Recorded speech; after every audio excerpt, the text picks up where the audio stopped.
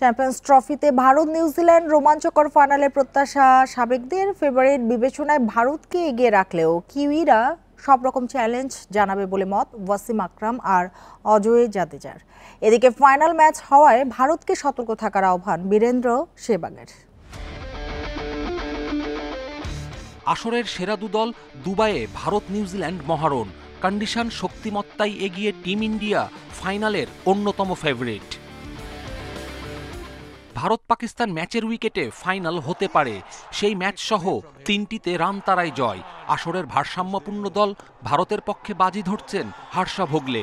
দুবাইয়ে due factor না থাকায় টসের প্রভাব দেখছেন না। ভারত ফেভারিট দল হিসেবে তারা যে অবস্থায় আছে, আগে কিংবা পরে ব্যাটিং কোনো প্রভাব ফেলবে না। উইকেট ভালো, প্রথম ইনিংসে স্কোর 280-র কাছাকাছি হতে পারে। 2023 ওয়ানডে বিশ্বকাপে টানা 10 জয়ের পর ফাইনাল হারের দুঃসহ স্মৃতি।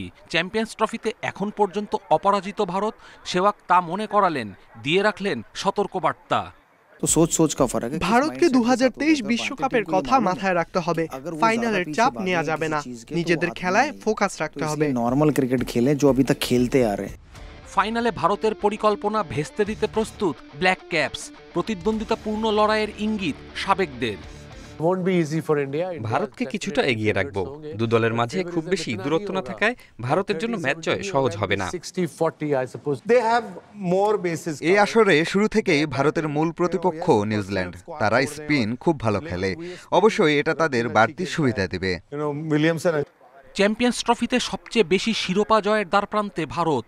এদিকে মেন ইন ব্লুদের হারিয়ে ওয়ানডে বিশ্বকাপের মতো অঘটনের অপেক্ষায় নিউজিল্যান্ড। কপিল পাল, ইন্ডিপেন্ডেন্ট নিউজ।